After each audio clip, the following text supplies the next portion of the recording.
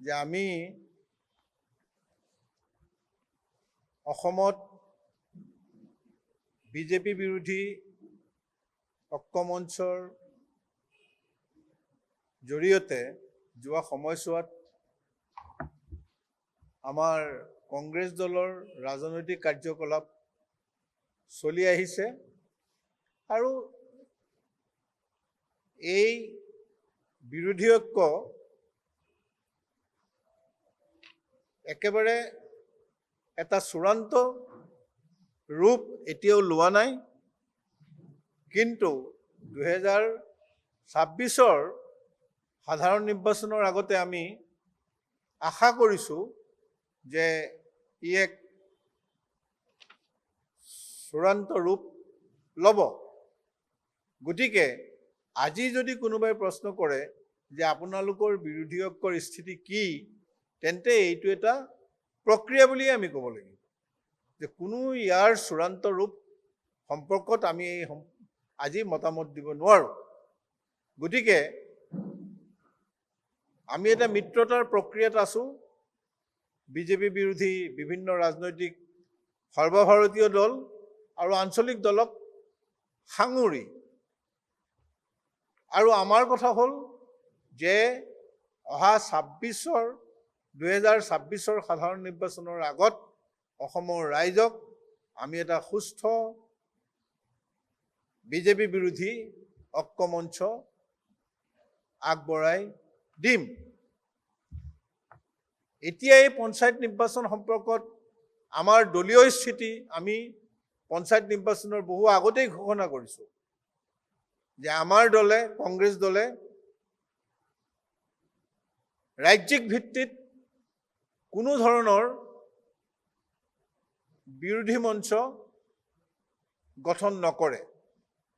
এই কাৰণেই নকৰে যে এই নিৰ্বাচনটো একেবাৰে তৃণমূল পৰ্যায়লৈকে বিস্তৃত হৈ আছে।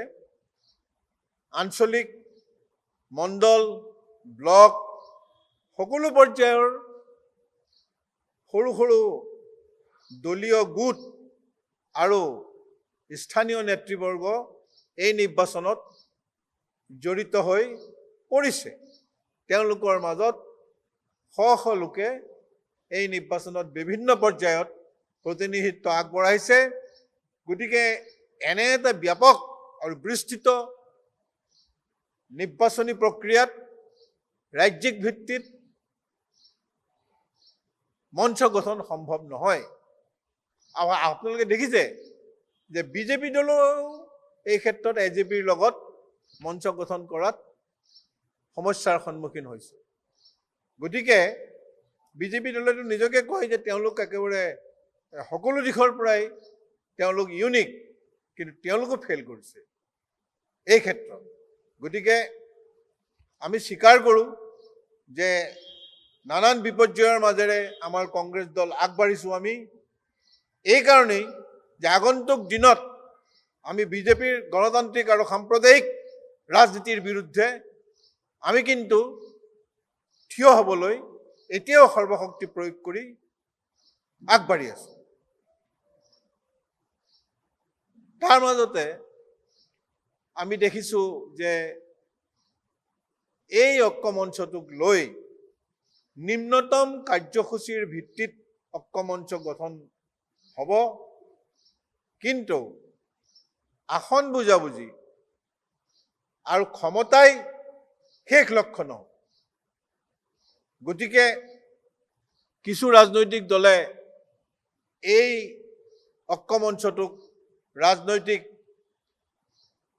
তেওঁলোকৰ দলীয় আশা আকাংক্ষা পূৰণৰ মঞ্চ হিচাপে ভবাৰ বাবেই আমি দেখিছোঁ যে অখিল গগৈ ডাঙৰীয়াই এই ঐক্যমঞ্চটোক কেতিয়াবা নিজৰ স্বাৰ্থত ব্যৱহাৰ কৰি বগুৱাই যাব খুজিছে, যিটোৱে সমস্যাৰ সৃষ্টি কৰিছে।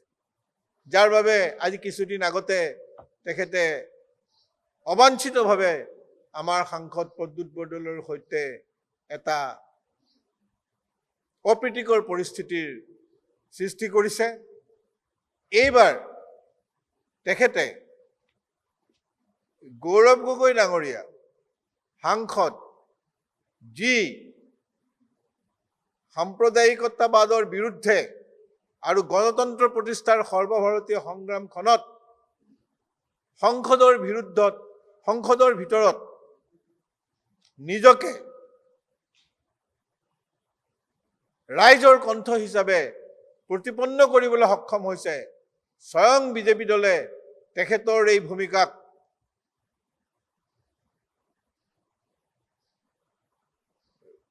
ভয় ভীতিৰ চকুৰে চাবলৈ ধৰিছে। তেনে ক্ষেত্ৰত অখিল গগৈ ডাঙৰীয়াই তেখেতক কৈ দিলে যে তেখেত হিমন্ত বিশ্ব ডাঙৰীয়াৰ লগত মিলি আছে।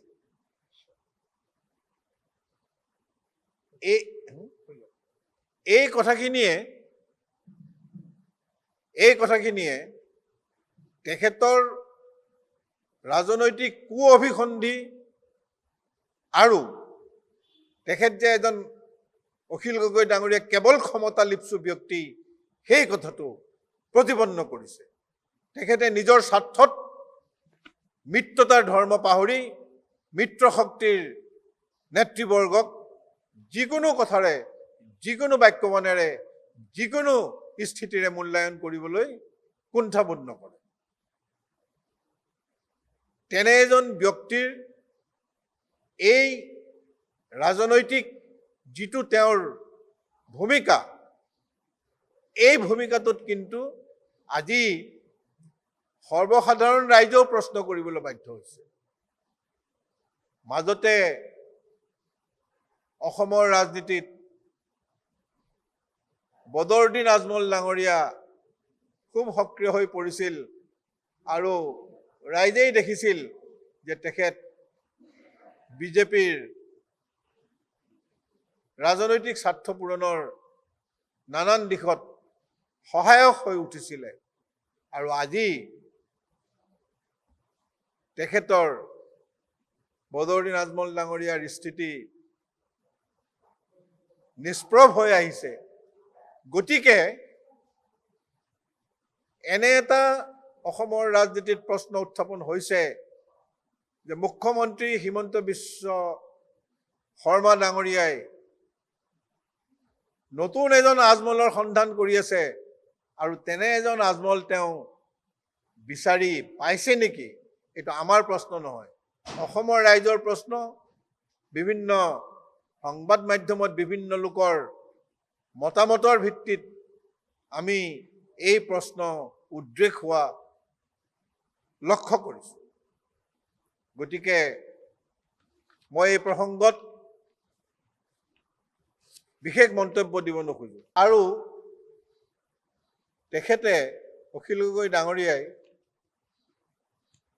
অসম বিধানসভাৰ বিৰোধী দলপতি দেৱব্ৰত শইকীয়া সম্পৰ্কত যি আক্ৰোশমূলক মতামত আগবঢ়াইছে, এইটো কিন্তু সম্পূৰ্ণ ব্যক্তিকেন্দ্ৰিক। আৰু কিবা কাৰণত একেখন জিলাতেই দুয়ো ৰাজনীতি কৰাৰ বাবে অখিল গগৈ ডাঙৰীয়াৰ যি উচ্চাত্মিক মনোভাৱ, যি ছুপাৰিয়ৰিটি কমপ্লেক্স, সেইটোৱে ক্ৰিয়া কৰিছে। কাৰণ আমি স্পষ্টভাৱে কৈ দিছিলোঁ যে জিলাভিত্তিক বুজাবুজি কৰাত কংগ্ৰেছ দলৰ কোনো আপত্তি নাই। তেনে ক্ষেত্ৰত সময়মতে অখিল গগৈয়ে জিলা সমিতি, স্থানীয় বিধায়কসকল আৰু ব্লকৰ নেতৃবৰ্গক তেওঁ একেবাৰে ওলাই কৰি শেষ মুহূৰ্তত তেওঁ ৰাজ্যিক নেতৃত্বৰ কাষ চাপিছে যে বুজাবুজি হ'ব লাগে। ইতিমধ্যে মনোনয়ন পত্ৰ দাখিল কৰা হৈ গৈছে।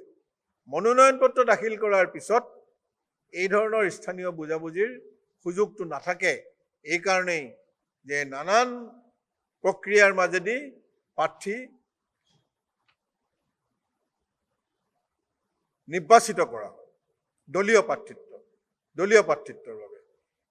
তেতিয়া আৰু বেলেগক এৰি দিয়া নিদিয়াৰ প্ৰসংগটো অপ্ৰাসংগিক হৈ পৰে। গতিকে তেনে পৰিস্থিতিত অখিল গগৈ ডাঙৰীয়াই কৈছে যে নাজিৰা আৰু শিৱসাগৰত বুজাবুজি নকৰি কংগ্ৰেছ দলে অন্যায় কৰিছে। তেখেতৰ যি সময় সাপেক্ষ পদক্ষেপ, সেই পদক্ষেপ তেখেতে নোলোৱাৰ বাবে এই পৰিস্থিতিৰ জন্ম হৈছে। আমি আমাৰ দলে গণতান্ত্ৰিক প্ৰক্ৰিয়াটোক বিশ্বাস কৰোঁ আৰু আমাৰ দলত কোনো 1 নম্বৰ 2 নম্বৰ লিডাৰ নাই। সকলোৱে লিডাৰ 1 নম্বৰ হিচাপে। গতিকে আমি সমূহীয়া নেতৃত্বত বিশ্বাস কৰোঁ আৰু সমূহীয়া নেতৃত্বই সভা পাতি যি সিদ্ধান্ত গ্ৰহণ কৰে সেই সিদ্ধান্তই শেষ সিদ্ধান্ত।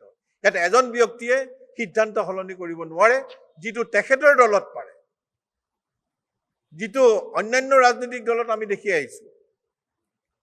বিজেপি দলত এজন মানুহে সিদ্ধান্ত সলনি কৰিব পাৰে। আমি অন্যান্য ৰাজনৈতিক দলতো দেখিছোঁ তেনেকৈ, যেনে ধৰক তৃণমূল কংগ্ৰেছতো আমি দেখিছোঁ, তেনে আপত দেখিছোঁ যে এজন ব্যক্তিয়ে সিদ্ধান্ত সলনি কৰি পেলায়। দলীয় একনায়কত্ব, অসমতো ৰাইজৰ দল দলীয় একনায়কত্বৰ অধীনত চলা দল। তেওঁলোকৰ দলত এইটো সম্ভৱ, কংগ্ৰেছ দলত এইটো সম্ভৱ নহয়। আৰু তেওঁ কংগ্ৰেছ দলত বাৰে বাৰে হস্তক্ষেপ কৰিবলৈ বিচাৰে কংগ্ৰেছ দলৰ আভ্যন্তৰীণ বিষয়ত। আমি অখিল গগৈ ডাঙৰীয়াক সকীয়াই দিব বিচাৰিছোঁ, তেখেতে যেন ভৱিষ্যতে কংগ্ৰেছ দলৰ অন্তৰ্নিহিত দিশসমূহত প্ৰৱেশ কৰিবলৈ দুঃসাহস নকৰে। তেখেতৰ এই দুঃসাহসিকতাই মিত্ৰতাৰ প্ৰশ্নত ভৱিষ্যতে অনেক প্ৰশ্নৰ উদ্ভাৱন কৰিব। গতিকে তেওঁ নিজৰ দলত একনায়কত্ববাদ চলাওক, বিৰোধী ঐক্য মঞ্চত নহয়।